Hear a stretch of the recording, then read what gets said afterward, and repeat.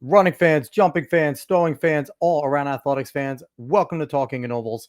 How's everybody doing out there on this Monday, June 24th of 2024? Try and say that 3 times fast. It is episode number 94. And if you hadn't noticed, I am on my lonesome here.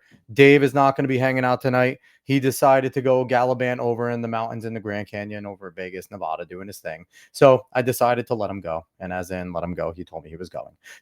But I am here. We do have another fantastic guest here. Before we get into all the fun stuff, if you're watching on YouTube, if you're watching on Facebook, if you're watching on X, hello to everybody. We appreciate you all watching. If you're over on X, give this a follow. Give us a follow. Give us a repost. All that good stuff. If you're watching on YouTube, smash the like button. Share the show. And if you're watching on Facebook, go and give us a follow over there because, that's something new. And we're excited to be streaming there as well. So we are on our quest for more subscribers and more followers on YouTube. We're happy that we are up 3. We're almost to 50, which was our goal. So we're at 48 subs. And over on X, we're up 2. We're up to 1,039, and we're trying to get to 1,250. So let's get us there. And we will get there because we always have awesome guests. So last week, we did a great show. We had lots of fun. We had some technical difficulties, but we had a blast talking to mainland junior distance phenom Sophia Day and her coach, Dan Heyman. It was really good. I have no idea how all these high schoolers are so freaking put together right now. And we could throw Quincy Wilson into that because he is an absolute madman. And I think the whole entire country is rooting for Quincy to make the team right now. And we could talk a little more about that later. So definitely go back, give that show a watch, give it a listen. As I shout out every week, registration is open for the 3rd annual River Rock and Run 5K. Saturday, November 16th, Adam Alvin puts on a great 5K over there. You can do a relay with 2 people, so each of you go run 1.5 miles. You could do the full 5K. There's food at the end, there's beer at the end, and the best part, 100% of the proceeds go towards Monmouth County food banks. So if you're in the area, go sign up. It's a great cause. It is a fun run. It is a good time.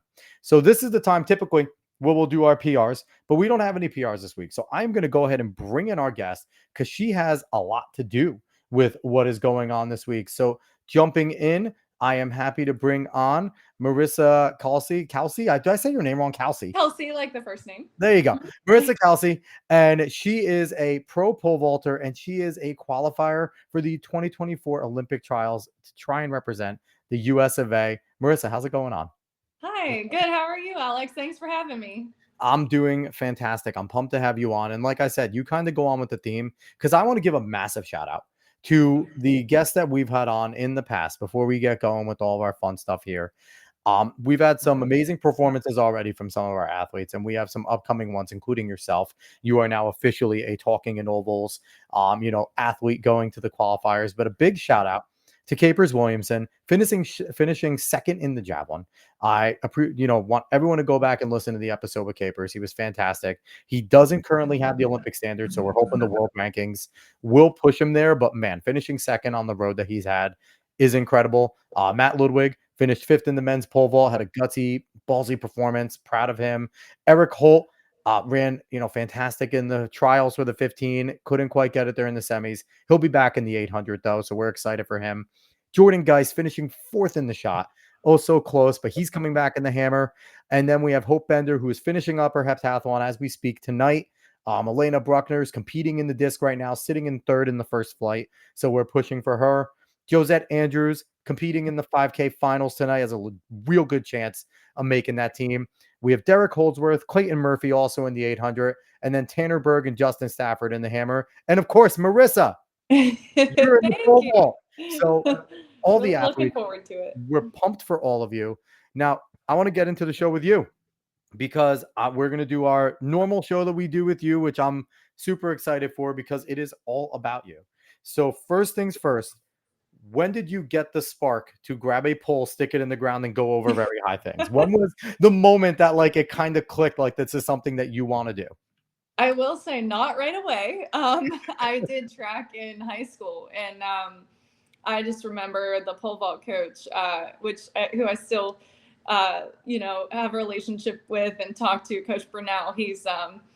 He has been just such a big part of my life. But it's funny. I remember hearing that he said, I'd love for this girl to pole vault. I feel like she has, the body type and the mechanics to pole vault. And I was not interested. It was something I was doing hurdles and I thought that was my thing. And so, anyways, I did a bunch of the other events, and finally I wasn't really finding something that was my niche, I guess.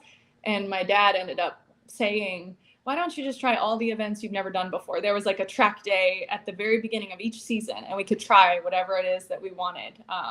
And so I just put down a bunch of events I hadn't tried, like high jump, pole vault, long jump, triple jump, and pole vault stuck. It was something that I just loved, that it was like, so my coach was right to be, it was something that I feel like everybody starts from square one. Nobody can pick up a pole and bend it and jump high right away. And I loved that about it. Nobody was just, there was not a whole lot of like raw talent. It was a lot of hard work for everybody, level playing field. So. And that we just love getting all the different stories because most of the time it's like we have a lot of distance runners on, and a lot of the times it's like, and we did another sport, and it's just runners in general. But it's like fun to hear someone coming from within the track sphere, right? That we all do kind of look at pole vaulters like, man, they're crazy. What are they doing? Like they're out of their minds. What are they doing? Like, because we've seen the horror stories of the poles cracking and things like that. It's like, yeah, nope, not doing any of that. Right. And so it's cool to have you have a different perspective coming in. And I will say, I would have loved to have a track day because after my freshman year, my coach was like, yeah, you're not doing anything but distance. I'll kill you if you try. So I was kind of He was like, you're sticking to that. Yeah, I was a pretty good miler and 2-miler. And he's like, yeah, don't try. I'm like, can I do the 400 hurdles? He's like, no. I'm like, come on. So yeah, no, I wasn't allowed to do anything else, but that's awesome. Yeah. So yeah, the track day was great. And to have my dad just be like, hey, just try it all, and it stuck. And I'm glad I did, because it was something I never really would have, I didn't really gravitate towards. And but it all, once I started, and there are advantages, of course, like taller, and there is like a certain, I feel like, I don't know, now I guess it's a little broader now, but a certain body type that, you can kind of pick out a pole vaulter, I guess. But yeah, for the most part, like, you don't pick up a pole. I know a lot of people ask that question. They're like, were you scared the first time you picked up a pole and jumped, really high? But it really doesn't start like that. It's like, I always explain it. It's almost like you pick it up and you grip really low to begin. It's almost like crossing a river with like you're not even bending it. You just kind of jump onto the pit, and then you go up and you keep like working your way up. And it's such a, a build of progress over time. And you don't really become a pole vaulter until you actually learn to just attack the pit, right? Like you can't just like place it in there. Like you have to forcibly, and do not stare at the pit. Your coach will murder you. So it's like there are some intricacies that go into it, which you wouldn't think. And it's just, lots of fun. I always like talking to field people because I wasn't a field person. So it's always nice. Now, did you do any other sports before trying track, or was track kind of something you gravitated to? Yeah, man, I tried a lot of sports. I was not very, what do you call it? Like with like any type of ball sport. I wasn't like hand-eye coordination, I guess, maybe. I wasn't naturally like good at that. I tried volleyball. I tried soccer. I tried softball. I tried Like I did dance for a long time and cheerleading, and but yeah, I tried a lot of different sports, and it took me a while to find my niche. I tried cross country, and but yeah, it's funny because I never really, I mean, I never loved something as much as as soon as I found pole vault, I was like, okay, this is the one. Like I kind of moved forward just with that and focused on that. So You're quite literally the epitome of at first you don't succeed, try again, right? Like you just didn't give up. You were destined to be an athlete, whether fate wanted you to be or not. And now look at you. You have the chance to, compete at the highest stage in the country right now yeah. and the highest stage in the world for our sport. So has that pinched you yet? Like we're not going to get completely into the trials, but has it like as an athlete, and I know your coach is probably going to like want to smack me for even getting you to think like this, but as an athlete, has it, like, come to you yet? Like, "Man, if I just go out and, rock this, I can be going to another country with, United States across my chest and representing." Like, has that kinda hit you, or are you still trying to stay focused and locked in for the meet? Because I know you leave tomorrow to go to Europe, Yeah, so I do. Yeah. I've definitely thought about it, but at the same time, I think my experience making the mark to make trials was just so, I hate to say the word unexpected, but it was my very, very last chance. I had been training all season, competing all season to try to get the mark. And I mean, actually, I missed it. The last trials, I had missed it by just a couple spots and ah, just a few just inches. It might have been even centimeters because I think it was, yeah. But it's like, it was just devastating. And so this year, trying to get that mark again, it just felt like each meet would go by and it gets closer and closer to the cutoff date to qualify. And it was a lot of pressure built up, for that.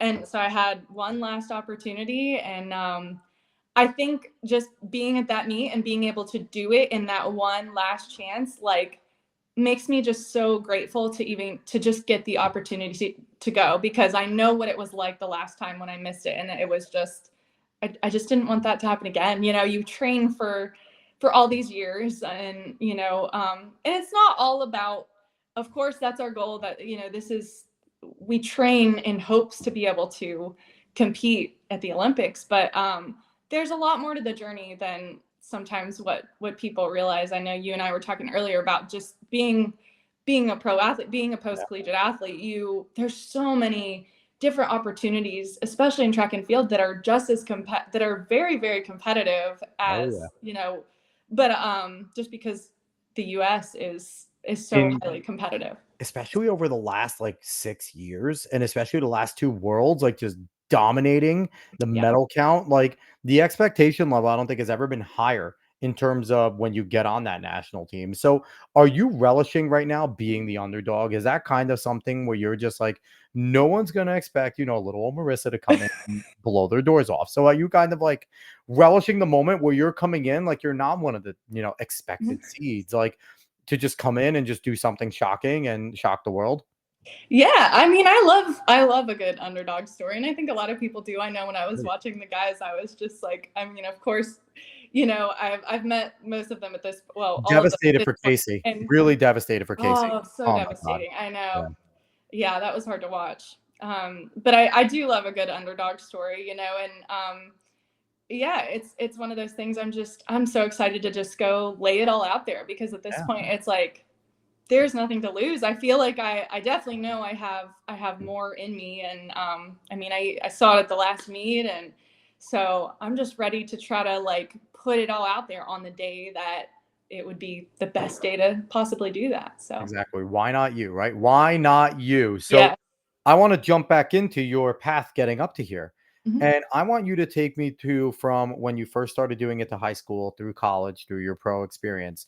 What have been some of your favorite memories of being a pole vaulter, whether it's winning a championship or getting a PR or, watching a teammate do something great? Like, what are some of your favorite memories you've had? Yeah, one of them, like, my favorites that come to mind is, I had just a huge comeback in 2017 in college. I did a fifth year because I had a really bad injury. I broke my weight bearing bone in my talus, and Ow. I just remember talking to the doctor, and I asked right away, when will I be able to pole vault again? I was still trying to get.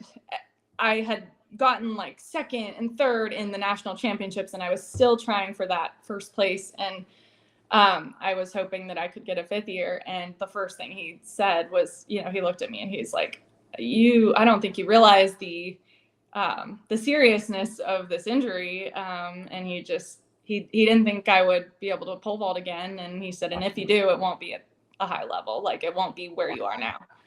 And I mean, that was in college, so and Which so then where I we went. think we're adults, but we're really not. We're still mentally incredibly like fragile at that point. Right, yeah. And I was jumping, lower than I am now, quite a bit Yeah. lower. And so I just was like, well, I guess, but I was like, I'm going to see what I can do. I mean, I'm never going to know if I don't just try to come back from Yeah. it.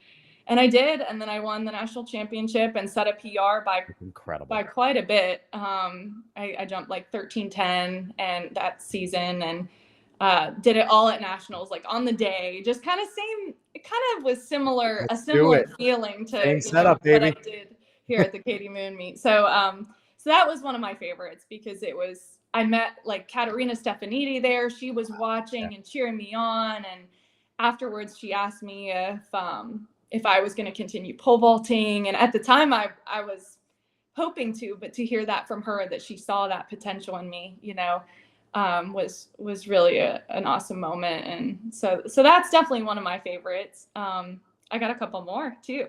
I just want to say before you jump into that, one of the main big things that I've discovered from talking to so many of like elite athletes like yourself, and I know, it's probably weird to hear, but you are an absolute elite athlete in the planet.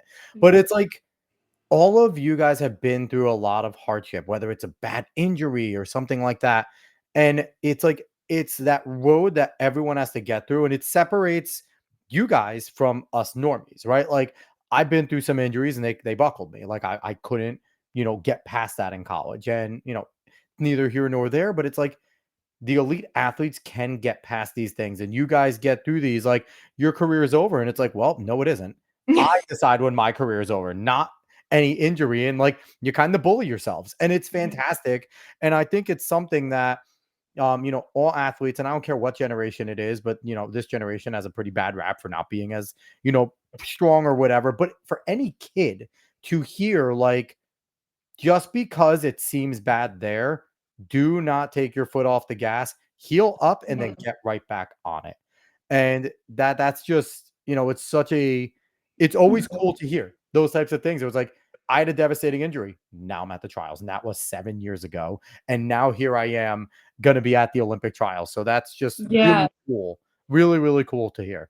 Thank you. Yeah. Honestly, too, I've been writing this quote down recently because it seems to keep showing up kind of along the lines of what you're saying. It keeps showing up, it seems like, in my career. Like, just that it seems like the best victories always come after like the darkest storms, always like the things that I have to persevere through, like when I qualified for trials and it all happened on that day, like I explained to you, my entire family was there. And that was probably one of my favorite moments of my career. And just to do it on that day. And I had this past season, I just moved to Louisville, let's see, 9 months ago now. And so it was a lot of newness. Yeah. And I had a really, even before I moved here, I started to struggle mentally, just with pole vault. I was running through. I couldn't figure out my run. I was like up 5 feet and then back 5 feet. And I was having the worst mental struggle of my career that I've ever had. And for those that don't know, having a proper distance in these types of, intricate events like your pole vault, your long jump, your high jump, that's everything. Because then you're trying to replicate the same stride length, the same speed. And if you don't have your steps down, that's like 80 to 90% of the battle going into it. The getting over the pole, the work was done on that runway before you ever, plant that pole in. So it's, as you're hearing Marissa talk about going 5 feet up and five, that's a lot. That's Mhm. huge in terms of difference. So that's Yeah. really tough. You're so right. I mean, it's just because it's all about, the on the runway. And if you can't trust that run, you're doubting yourself, and then it's kind of snowballs. And Yeah. so it was one of the hardest struggles. But again, it was like I had the best victory after that, and it just all like came together in a moment where I was like, man, all that hard work and like pushing through and like wondering if if I was going to be able to get back, and it was all like worth it for that moment, for that victory. And it's Um, like somewhere inside of yourself, you still believed in yourself, whether or not you had it outwardly, whether or not you were thinking about it. There was something inside of you that wouldn't let you stop, right? And exactly. one of the things that I like to say, like, as I've gotten older, and a phrase that like I try to teach my kids is keep your feet moving forward. Never try to go back. One foot in front of the other. You don't have to run, just walk in terms of just life, right? Always move forward because you're going to move whether you want to or not.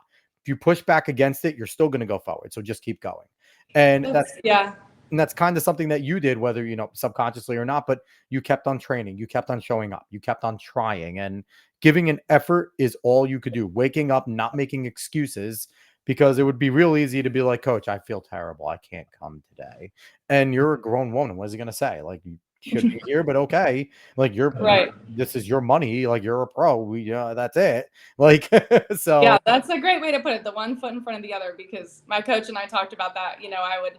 I'd go to her and just be like, man, I know you have so much knowledge to give, and I want to like work with you on that. And it just stinks that I'm like, you're seeing like this isn't me as an athlete. And it just she would just say she would say, like you said, you're showing up, you're doing the work, like keep moving forward because it's gonna pay off. And it did, and she was right. So how important is that relationship with your coach now? Because I'd imagine, like, we always thought we see the importance, right? But especially in field, which it could be so secluded, and we haven't advanced enough as a freaking sport to have real teams, which I think is insane. I think everyone needs to stop holding things so close to the vest, and we need to start working together more, which we're seeing more distance teams doing. I think we need to get there with every other part. But how important is that to have that relationship and to have that trust? I see, the biggest one in pole vault, Armando Duplantis. mhm, Every time he does a great thing, he goes right to his coach and then his family. And it's like that, obviously, that relationship is strong, and the greatest pole vaulter of all time still believes in what his coach is telling him, right? So, how right. important is that for you to have your relationship with your coach, that you trust her in what she's telling you to do, the adjustments she's telling you to make? It's huge. I mean, she has been like, I know deep down how committed she is and how just trustworthy she is. And she knows she has a good eye for the sport.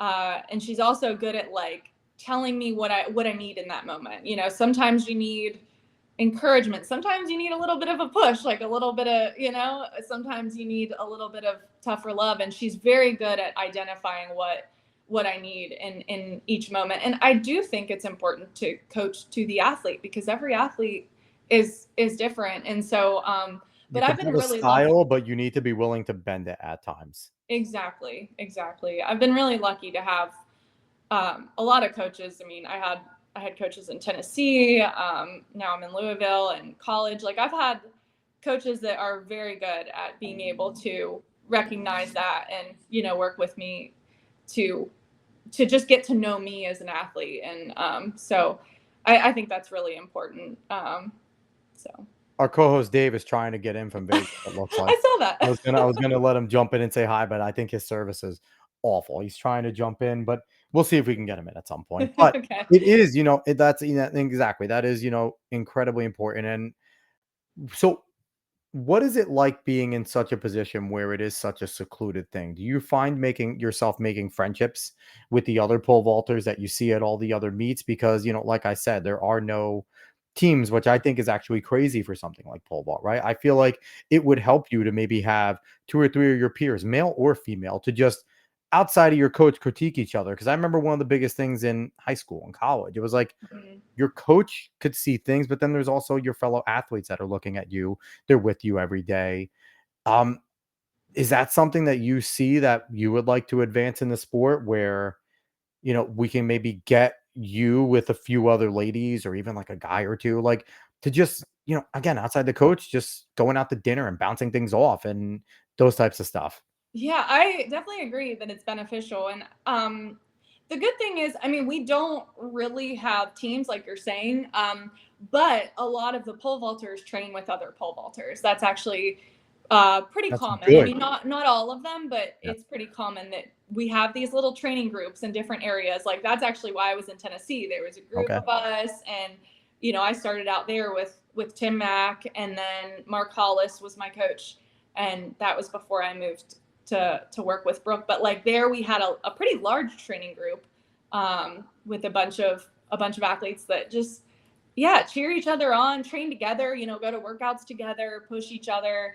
And now in Louisville, I have Gabby Leon, who, if you look her up, she's Yeah. awesome. And Gabby's I mean, awesome. she'll be going to trials too. And Yep.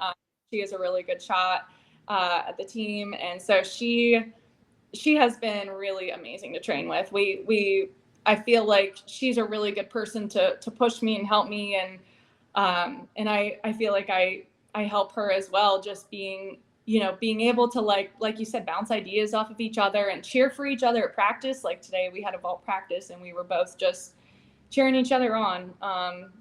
So I think it is important. And not only, at practice, the good thing about the pole vault community is everybody is just so like happy for everybody else when they PR. Everybody's cheering everybody on. And within the pole vault community, we all hang out together. We all know each other. We all genuinely want to see each other succeed. And I noticed that a lot at just some of the meets I've been to this year. People really, like when I made the trials mark, I had so many ladies come up to me that day and just say how happy they were for me. And, they knew the situation that I had been trying to get it. And so it is special. And I think pole vaults especially, I don't know if it's because it's a mental sport, but I think everybody has this just such a genuine, want to see each other succeed. But we also have competitive edge. Absolutely. But yeah, it's when we get out there, we are cheering for each other. I mean, a lot of times it's during the competition, we're cheering each other Awesome. on. So what's stopping you guys from putting the same name on a jersey though, or on a singlet or something? And because yes, sponsorships aren't there in a plenty for everyone, right? But we see people making teams, like we had Eric Holt on, and Eric Holt's a part of Empire Elite, and they put 3 people out the trials. Mm-hmm. And I feel like if you guys were able to do things like that, it may help notoriety, right? Like, I agree. doing something corny too. Call yourselves like the Jazzy Jumpers, like whatever it is, like getting noticed. Because I feel like that would be, if you ladies can get something together and even include some guys, like whatever you want to do, just create a group. So then when we sit there, and I feel like that's part of the issue with the sport. I don't know Marissa Kalsey. If I'm just a casual, who the hell is she? Right. But that singlet I see, she's wearing it. There's a guy. So they must be a part of the same team. Who are they? Click. Like that. We are very prone in America to knowing teams in a lot of ways. And yes, we have individual sports and tennis and things like that, but track isn't at that level yet. But I feel like if you see a few people with the same singlet, it's like, that's one of the questions I get all the time when I'm watching track. Like, wait a minute. They're both wearing the same Nike thing. Are they on the same team? No, they're just both sponsored by Nike. And it's like, wait a minute, but why are they wearing the same thing? And it's, my answer is, pardon my French, fucked if I know. Like, right? Like, I have no clue. And I'm someone that loves the sport. I obviously know the people, but it's like, for a casual, if we could do things like that, I feel like that would be sick. Because how cool would it be, like, having those teams go up there? And I don't know. That's just me spitballing, where you guys creating that community on your own would maybe also attract sponsors. Because if you guys get bigger on social media, because I feel like there's just so many other ways that we could, get better here. I agree. I know that there are some people that kind of do that in a way with like clubs. You know what I mean? They'll represent their club where they coach, and a lot of times there will be, a couple different vaulters that train at that club. So I've seen it done in that way. I think one of the things that probably stops us from doing that, but I do like that idea, and it can be done. But I do think that like the sponsored athletes, because you're required to wear whatever it is you're sponsored by, I think that's where, obviously they wouldn't be able to represent that team. Like Gabby is actually Puma, Mhm. or, any of the other sponsored athletes are required to wear their brand. But which, I think, of course, like anybody would, if I was offered, if I could get to the point and accomplish what I needed to be able to be offered a scholarship or It's essentially the same sponsorship, thing. Sponsorship, right? scholarship, same thing. A sponsorship, then I would, take it. No questions asked, of course. But yeah, I think that's probably part of why I feel like requirements with that. the unsponsored athletes should make the sponsored one feel like Outcast when you guys have the cool shirts and the cool uniforms and they have the lame ones. Yeah, we could kind of have our own. That's true. And I You do may know get paid to do it, but we look cooler. yeah, there are some athletes, like I have a friend that's sponsored by a smaller company, and Yeah. I've looked into some of those ideas, trying to reach out to companies like that. And obviously it's just a matter of, talking to the right person and Yeah. networking. So but it would be cool to just put together, make your own. You can make your own, because we wear what we want. That the Definitely. unsponsored athletes wear Exactly. whatever it is that you're competing in. So That's an idea for trials if you haven't already yet. Get yeah. a few ladies and just be like, hey, let's get these on Amazon now. No, Yeah. you probably all have your tights and everything ready to go already. But that Yeah. would be a future idea. But That would be a good future idea but for you know sure. what though? The goal is to get you in the Team USA singlet soon. See, haha. Yes, See what I did that there? would be awesome for sure. So I interrupted you with your last few memories. I want to hear them still. What are your other few memories? Oh yeah, well my one was about the last meet with the The trials. Katie Moon one. Yep. Yep. Yeah, making that and just having my entire family there was so memorable. Yeah. And then one of my full circle moments, which I've had a couple of these, just meeting pole vaulters that were on my wall. Like for example, Stacy Dragila was Yep. somebody that whenever I first started pole vaulting, she was obviously, like, she was the woman that started it all for Mhm. women. And it just, I had a poster of her, and I just remember when there was an English class that our teacher told us, this is an in your shoes project. So you're going to write to somebody that you wish you could be in their shoes. Like that if you have no limitations, don't think about money, don't think about, whatever it is. But if you could do anything in the world, what would it be? And you're going to write a letter to that person. And so I picked Stacy Dragila. That's so cool. And and that was in high school. I was jumping, and I think it was, let's see, maybe sophomore or junior year. So I wasn't jumping crazy high. But I just thought if I could do anything, it would be that. So wrote a letter. She sent me spikes. She sent me signed things. That's so cool. And it's just like, that was such a cool moment for me in high school. But of course it was like a pipe dream. I never actually thought I would be vaulting, with women like that. And I ended up, I've met her a few times in Did you Reno, tell her about that? I told her, I said, do you remember sending me spikes? And I told her about it. And it's just moments like that. It's like I walk away and I'm like, man, what a full circle moment. Like I didn't realize, as a young girl, like writing that, I didn't really think I would be in the position to be meeting her and competing with Olympic gold medalists and, people that, and it's cool. It's a full circle moment when something like that happens. So see, Dave and I went the cheap route and we started a podcast where we could talk to our idols instead. And we're not meeting them because we're good athletes. We're meeting them because we're washed up athletes and we want to hear about their athletic prowess. Like we got to talk to Johnny Gray, Dave Waddle, and obviously Clayton Murphy and things like that. Like I talked to Kadivas Robinson, who I grew up loving in the 800. So it's like we cheated. We didn't go the whole entire. We didn't do it on merit. We did it on, hey, we have a screen and some mics. Let's do this. There you go. You get the experience of getting excited to meet that person, and it's like meeting an idol of your somebody that you really look up to. And so yeah, I've had quite a few of those with Katerina Stefanidi was another one that I told you a few things, and then competed with her a few times, and just.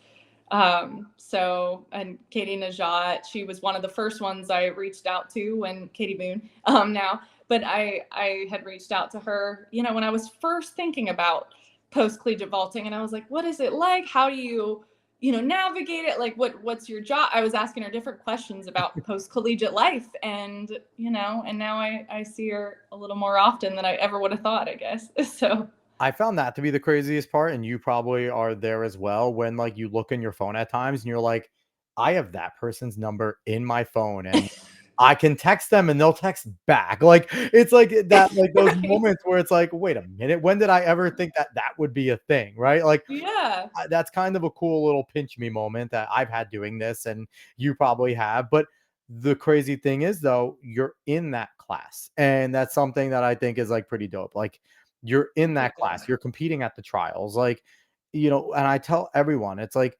you are one of the top athletes on the planet at this moment. Like, that is like something crazy. And everyone that's competing at the trials right now, there's 1,000 people there, but 1,000 is such Mhm. a drop in the bucket in terms of like the population, right? Like, Yeah, so it that's is, it's wild. Like, 1,000 seems like a big number when you're there in Eugene and everyone's walking around, but it's like, it's really not. And so it's like, yeah. and so I want to talk a little more about the trials. You're Yeah. coming in there, and like you said, you're kind of relishing the underdog. What are your expectations? What have you talked about with coach in terms of, obviously the goal is to make the Olympic team? And is that the mindset? Is that the expectation going in? Just, rocking it, PRing every single jump and making this team? Yeah, I mean, I definitely want to lay it all out there. And I think that I definitely have a lot more height left in me to be able to bring out on that day. And I know one of the things Coach and I have talked about is just taking it day by day, and even sometimes jump by jump, height by height, I guess you could say. Attempt Uh, by attempt, right? oh, Because right, short memories, you need to right, have it, right? exactly.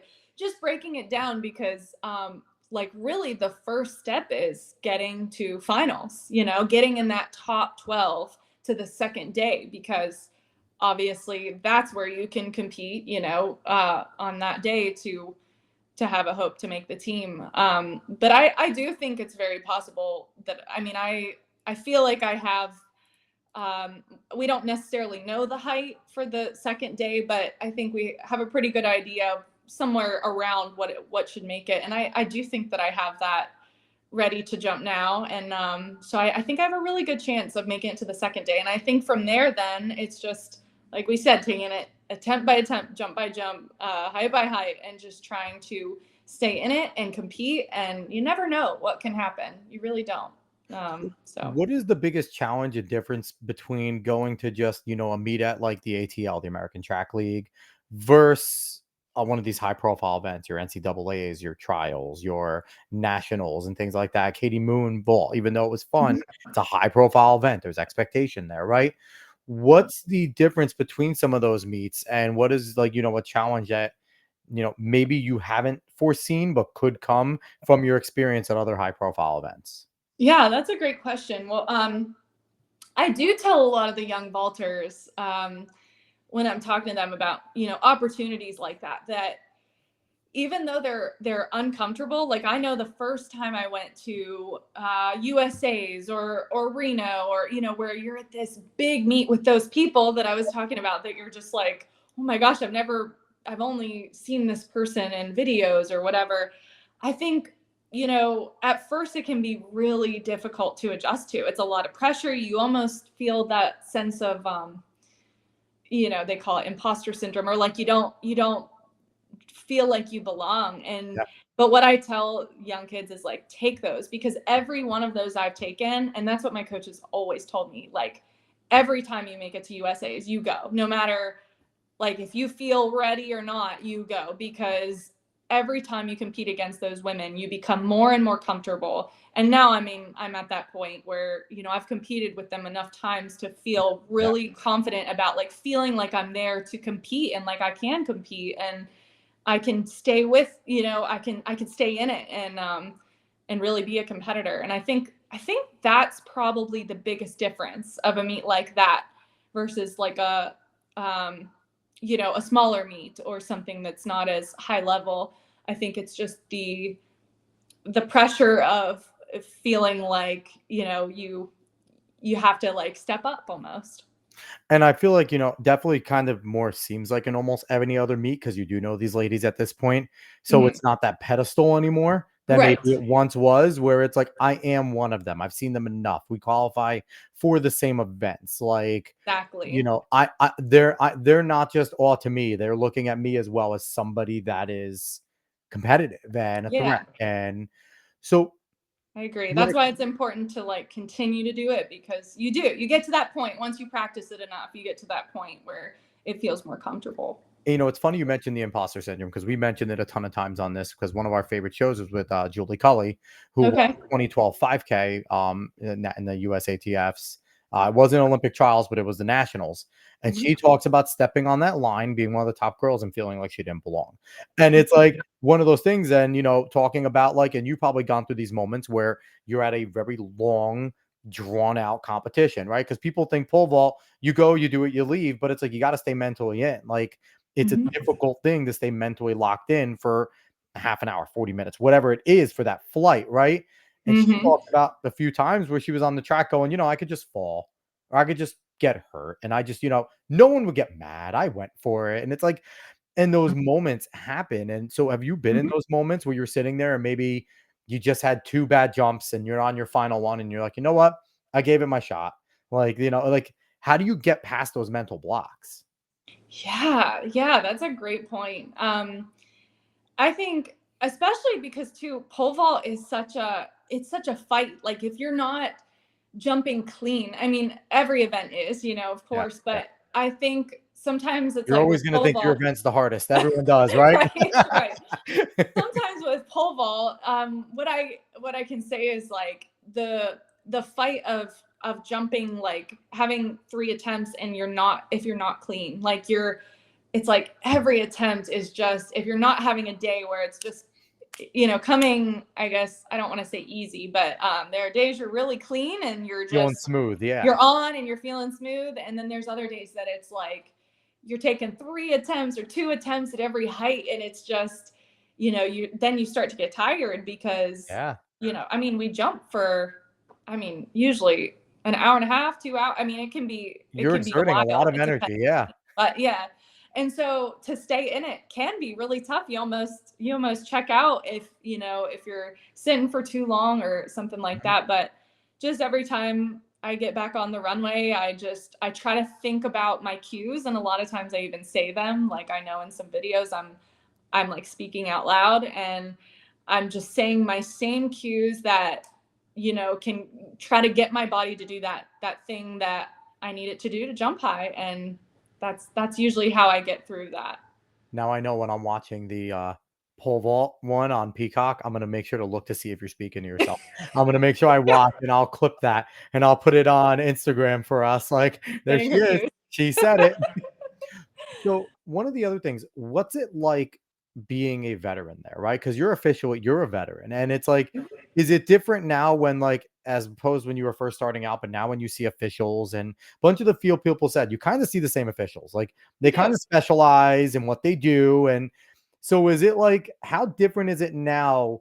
Going to an event, being one of the veterans, knowing the officials, and kind of knowing how things should be running, right? And like being one of those veteran voices where probably before you were kind of like, "Oh, is this going I shouldn't say anything." Like, what's that like being like kind of one of the veterans and, almost leaders of the pack in terms of knowing what's supposed to happen and the officials and all that fun stuff? It's great because it just feels like, even more of a sense of that belonging. Like the officials, They and say they you know say hi your to name. them, yeah. Yeah, they usually know your name exactly. They say hi to you, and it's just it makes you feel comfortable. They're the people you're focused on, like trying to listen to before you go down the runway, and you trust them with setting up everything to where you need it to be. And so it does help to know everybody. And it's just I, the officials that work the pole vault are very often, like, almost all of them are really, all of them that I know are very just helpful and like ready to do what we need them to do, and always like congratulatory when we go thank them at the end. They're always like so happy for That's us, awesome. and so it's really great to get to know them and know them by name for I would sure. tell them to put sticky tack on the bar up top, just to make sure even if you push Yeah, it, it doesn't go right. open. Like, add some sticky tack for me up there, will you? Like, give me Get a some little bar bit of an love. advantage. Get me some bar. Yeah, exactly. Give me a little something extra here. Right. So, in terms of getting up here, it's been you talked about that it's been a long road. This has been something you've been working your ass off for, and you finally accomplished it. And we've talked to a lot of, unsponsored athletes on this show. And they've all talked about the difficulties and different variations of having to balance work outside of being an athlete. And if they're not working, they're like volunteer coaching in order to get access to facilities. Who isn't doing that has to pay for facilities, has to be with the coach and pay for your own shoes, pay for your own pole vaults and things like that. Yeah. What have been your personal challenges in terms of financial, personal life, training that gets you to this point? Because all anybody sees is you there with that pulling arm competing. Mhm. Nobody knows the behind the scenes outside of your friends and your family. So I want you to talk about the battles you've been having in order to get to this point as a pro athlete. Yeah. It is very difficult to find, work that is reasonable time wise to be able to train and travel for training and do what you need to do, while also making the money you need to be able to compete and do those things and travel and get your flights and, as you said, just any of the other expenses of the sport. But I have been pretty lucky in being able to find. I work with kids, and so I've been able to find just a lot of different positions. I mean, I've had countless just different like jobs throughout the years, as I've been training. I've subbed. I've done um, like tutoring and brain training and homeschooling kids and um, yeah, and right now in Louisville, I mean it's summer, but I was subbing Yeah. before the summertime, and but yeah, I've had some really good experiences. I've kind of stuck to the teaching side of things to just gain experience in that and Yep. try to boost my resume there so that I can stay relevant to the to that, so that when I'm done, I obviously have something to do next, a career. But it is hard. It's hard to find something. Nothing, you know, not a lot of people are understanding of a schedule like what we have. That we're traveling, especially during the season, almost every weekend, and it's not usually close. And I was So gonna ask, so what is a lot of your job's reactions when you're like, "Hey, I'm a pro pole vaulter. I have this." Like, do they like kind of like look at you funny, like, "Wait, you're a pro athlete, but you're doing this?" Like, what has been like the responses? I don't think a lot of people understand. I think a lot of people think, "Oh, you're a pro athlete. You must live in a mansion." It's like, nope, nope, no, we don't. yeah, right. Yeah, I've honestly been really lucky because I've worked a lot with directly with parents. Like I said, through the homeschooling and through the tutoring, and Yeah.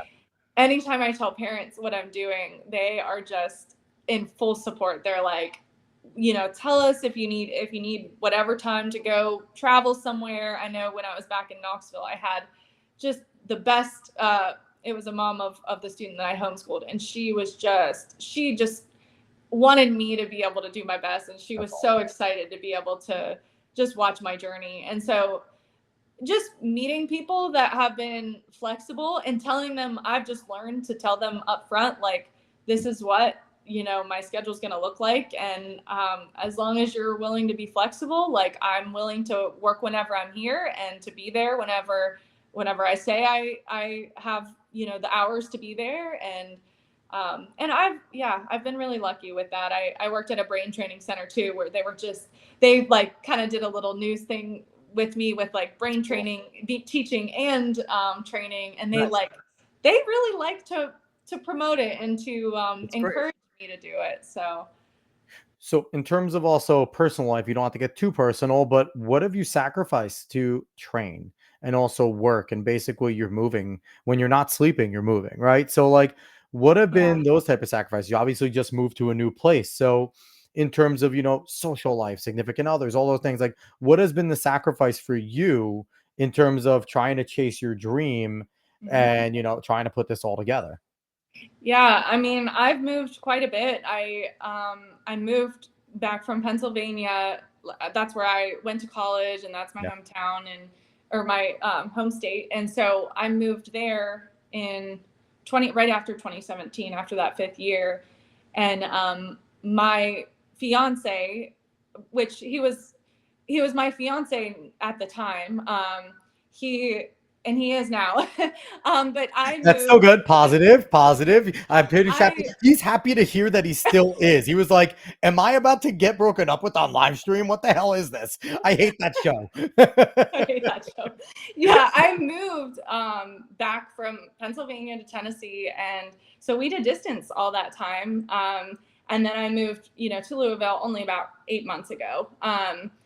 And so, I mean, there have been quite a few moves, but he has been supportive the entire time. And luckily, like, even though we were doing distance, he came to visit me all the time. And just because he knew how important the goal was, the dream was to me. And he's traveled literally across the country to drive my boat. One time he drove them to Albuquerque for That's me. awesome. And just he's been so supportive.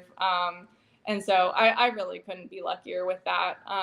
But yeah, he had his business that he was starting up in Pennsylvania. So that's part of why we did distance. And but now he's here in Louisville with me. Nice, good.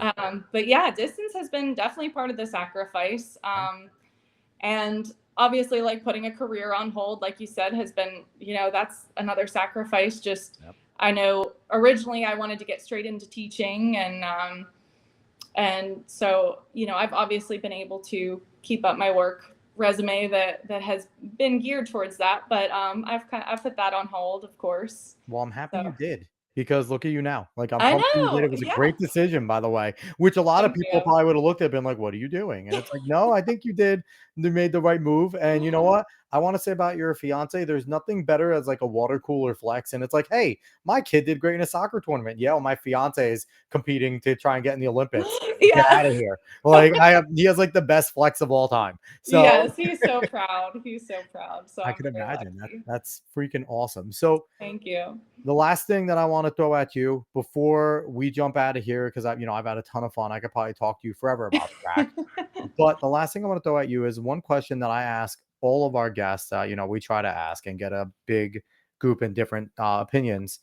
If you had a magic wand Mhm. and you could flick your wrist, boom, and do something magical that would make this sport better, to get more casual fans, and to make you guys make money, because obviously casual fans is what makes people make money, right?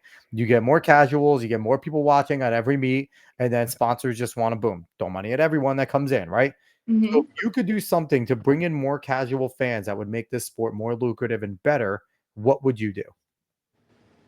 I think the live feeds have been really important for just promoting track and field, like accessibility to Yeah. viewing the competitions. I think has been huge, which it does seem like it's, people are starting to do that more. And of course, there's a lot of meets that have been promoting it in that way, like doing live streams or like showing it. I know a lot of the American Track League meets, they show it on sometimes ESPN2 or like different channels. But I think that really gets viewers and gets people, like, spreads awareness for the sport.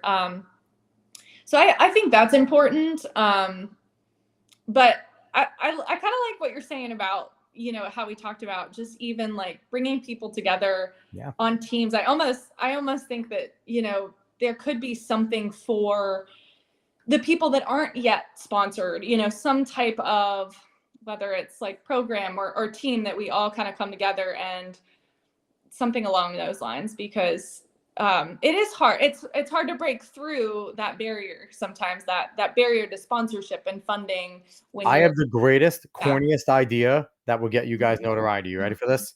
You guys make a group of you that whenever you see each other at meets, you guys become like the unsponsored heroes, and you wear capes and you go in there with the most like ridiculous outfits, like superhero outfits, and you compete in them. But you would definitely get noticed, especially as you guys are like winning meets. Like everyone should, like, you That's guys should cute. create like an unsponsored hero thing and just come in there and just make noise. I love that. Because what do you have to lose, right? Like, what do you have Right. to lose? Like, Because I we're know, not like, wearing, specific uniforms anyway. If we have some type of team, that'd be great. The we unsponsored interviewed heroes. Elena Bruckner, and she competes in a skirt as a discus thrower just because she's like, why the hell not? It looks awesome. I feel great. I feel like I look fantastic. So she always competes in a skirt. And I'm pretty she's probably doing it at nationals because that's something Elena started to do. And she's freaking awesome. But I feel like you guys can come together and do something really cool. Now, how do you feel Yeah. about Michael Johnson's league? Michael Johnson has his league that he's starting. And that you didn't hear about that? He secured like $30 million for Wow. money. He's doing a whole bunch of things with prize money. He wants to do contracts.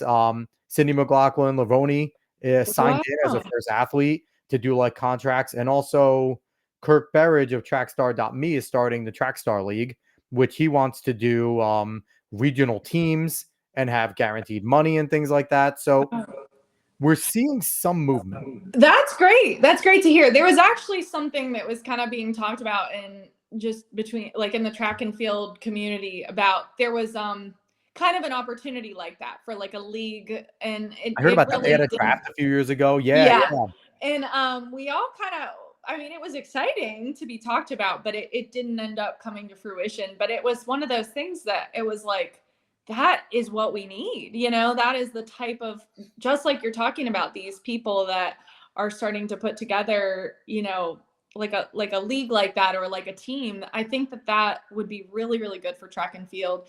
And the good thing is, like, it's been really cool to watch the growth of track and field. I Yeah. mean, over just even since I was in high school, even college, I mean, so many clubs are starting Mhm. to get so many more athletes. I mean, I know a lot of them I can think of are pole vault clubs, but I mean, that has brought so many just athletes that are aware of like these different street meets and different opportunities that obviously grow the sport, like Reno or and some of the meets I know I wanted to mention while we were on here. Just I mean, like we've got Jersey Jumps, you got Rochester Street Vault, Dauphin Street Vault, the Ed Murphy Classic in Memphis, and like I always tell kids, like, go to those because those are opportunities where you can network, you can meet coaches, you can meet other vaulters, you can obviously like jump and get to talk to who knows. I mean, sometimes you meet,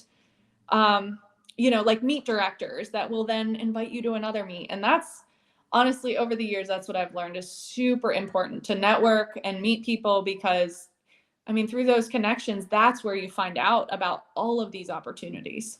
You guys should bring some mini pole vaults and like a mini setup so I people try and pole vault over the small one. Just regular, like average Joes try and do like a 5 feet pole vault and just They let them experience how difficult that even is before ever trying to get over the big one. Just so like I feel like the average Joes could do something like that. Yeah, well, sometimes at these meets they do have That's like good. they do let, I guess not normally like pole vault. I know there was that Adidas Atlanta City Games this year that I went to, and I think they had some spectators sprinting. Yeah. Um We need to so do more of that. it's a great idea. Yeah. Yeah, yeah, they definitely do more of that. And so I don't know, the American Track League, one thing that I don't know if they do, but they should do. And if you ever talk to Paul Doyle, we'd love to have Paul on the show because he's awesome. But Yeah. just the fact that he's doing it is great. We love that. But they need to start putting it out live stream on YouTube, live stream on Twitch, live stream on X, and promote that. Because you know what? Getting on ESPN, getting on CBS, NBC, that's hard. Fox, Yeah. ABC, that's hard. But all the other stuff is free. Right. You just need a YouTube account and you can live stream it. And the ATL has enough numbers that they should be able to unlimited live stream, right? Mhm. And I feel like that would be a good way to then have like be like make it in the thing. If you come to our meet, you must promote that we are live here. And I don't think that's something that any of the athletes would say no to. Like we're coming to win prize money at your meet. We will absolutely say watch on X, Twitch, or YouTube. Here's Oh, the for link on sure. my social media to watch the meet. And I feel like that would help grow eyes. I feel like one of the issues is, and flow track people hate me for this, the paywall sucks. Peacock, the paywall sucks. It's hard to do the Yeah. paywall stuff. Like not everyone has the extra money. Everyone has $30 a month to have flow track. Okay. It's like Mhm. you want you get different things. So it's like Right. I feel like if ATL can do that, if someone, if you ever talk to Paul before we do, but it's like, do it on YouTube Live, do it on Twitch, do it on X. Yeah, for sure. I mean, I think that the live streaming is something huge that Yeah. I mean, I know that who's the Flow Vault, there's been Mhm.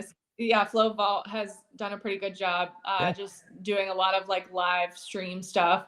And I do think that that helps a lot, like, just situations like that. But meets that have like the live coverage, it's just I think that's really good because I know a lot of people that always ask me, before I go to a meet, and a Where lot can of I times watch you? family, friends, yeah, where can I watch? And a lot of times nowhere. Good question. um, I'll set but up my phone and I'll start a live stream every time I jump. There you go. right, but a lot of times there, I mean, it's over the years that I've done it, it's like getting more and more. So I do think it's improving. It's just probably taking time, but I think that that would help the sport a lot. The more that we can show that and we can like show people what we're doing and be able to have the competition out there. I think that's important for the sport. And the last idea I want to throw out, and I steal this from Clayton Murphy because he mentioned it on the show. He goes to local high schools or wherever he is, and he does his workout at the high school. And Mhm. like he'll include some of the other athletes like that are there and be like, "Hey, can you pace me through 200 of this first workout?" Like, and like they'll have to go and see that he's running like 27-second 200s for his long workout. Would you consider like going now? I know it's difficult with pole vault because not all high schools have very good pole vaulting things and it could get dangerous. But like, would you ever consider like with you and your coach, like calling up a high school and being like, "Hey, I want to show up and do a practice here." And then like maybe after they're done or whatever, you go on and anyone that wants to hang around, you could sign autographs. Like, "Hey, come watch me here and I'll sign your autograph," and things like that. And just to get more exposure, right? Just to get ourselves out there. And if you go to like a bunch of high schools and gain new fans and go kick some guys' asses that are doing pole vault there, and they're just like, "Oh shoot," like Yeah, I yeah. feel like that's an idea that Clayton does that I feel like all like athletes and track should possibly do to like spread this so they could see like that's what a professional looks like. Like it's Right. a different type of training. Yeah, that's a great idea. I mean, that was kind of what Katie Moon's meet was, but on a Yeah. larger scale, obviously, Mhm. but Yeah. like at a high school and but I think that would be cool to like you said, just go as, one person and go. And I've done that at, if I'm training somewhere or traveling, I'll go and I'll do like my running workout there or something like that. I've done that in the past. And then I meet people or like the athletic director. I did that once when I was on vacation in North Carolina. Yeah. I met them and so then they had like other people come out and meet me and they were so excited to have me there. And people appreciate that and they like to And yeah, see it. make it a big deal. Put it on social media. If you know you're gonna go there, be like, "Hey, Yeah. I'll be here. I'll be happy to sign autographs and come Yeah. do a workout with me. Like, That's a come great see what it takes idea. to be a pro." Yeah, it's a little bit like I feel like if I was a runner, it might be a little more versatile. With vaulting, you just do have the limitations of certain pits and not Exactly. And like knowing I what it said, looks like till you get there. calling the AD, and I feel like in most ADs would be honest and be like, "Yeah, this isn't fit for a high schooler to really be in it. Don't come do it." Like, you know what Yeah, I mean? Like, but yeah, if you could, I feel like honestly, it would be like if for me, even as like a guy who was a middle distance runner, if I was like, "Whoa, what are you saying? There's a pro female pole vaulter coming and she's going to do a workout at the pole vault." I'm going to stay and watch.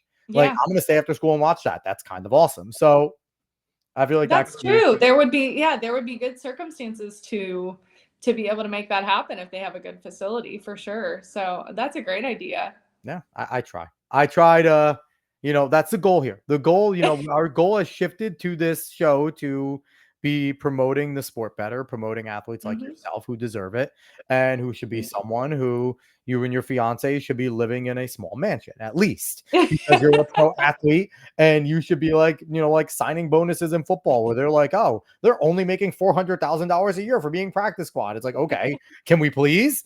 We'll take 100K a year, like on the Yeah, track field. Like right. we'll take 50K a year just to be guaranteed to run 6 meets, like, or compete in 6 meets. Like, we're not asking for much here. We just want Yeah. consistency, Or right? just Like, break even to travel to and compete or just something. pay for my travel and give me some new shoes every once in a while, please. Like, Yeah. Oh man. But Yeah. Marissa, thank you so much for coming on the show. This was lots of fun. Yeah, of course. Thank you so much for having me. And I just want to say, I mean, of course, I've been very lucky to have, a really good support system around me. And I'm sure, I think that's what it takes for a lot of track and field athletes because, you don't really have until you break through that barrier and get, that goal that you're trying to get to with sponsorship and funding. I think that, you got to have people around you ready to help and ready to support you if you need it. And I'm very lucky to have, my family cheering me on and of course, coaches that are just willing to put in the time and everything. So And big shout out to Phil Grove for helping out making this connection. yes, Phil, you're the best. definitely. We Phil's the appreciate best. you, and we're blessed here talking in Nobles to have people that are believing in the show and what we do, and we just hope to every week try and make a difference, and one day deliver for the sport and deliver for pro athletes like yourself, and say that we made a difference, along with other great things like Flow Track, Citius Mag, and things like that. Runner Space and places that are really trying to do something for the sport. So, once again, she's Marissa Kalsey. She is a pro pole vaulter, and definitely go out. If you don't have Peacock, go get it now so you can watch her compete. What day? You're leaving tomorrow. What day is the first day of qualifiers? The first day of qualifiers is Friday, the 28th. I fly out tomorrow, and then I compete Friday the 28th, and then the second day, once I make it into the top 12, You will. You will. and that will be on Sunday the 30th. All right, so definitely go check it out. I know I'll be watching on Friday. Instead of doing my job, I'll be like watching the little simulcast and cheering you on. And I think everyone else should. And again, shout out to all the other athletes that already competed that we've had on or that are going to compete. We're rooting for all of you to make the team. If we could sit there and bring our own team to the Olympics, we would bring the Talking in Ovals team, but we can't. But once again, thanks everybody for watching. Thanks everyone for if you're listening to this on a podcast later, thank you as well. If you're watching on X, repost, follow us. If you're watching on YouTube, smash that like button, share the show, Facebook people. We thank all of you so much for watching. We'll be back next week with more fun guests, and hopefully we are talking about all of our individuals, including Marissa, that are on their way to Paris. So thank you so much, everyone, for watching. We appreciate you all. So long, everybody.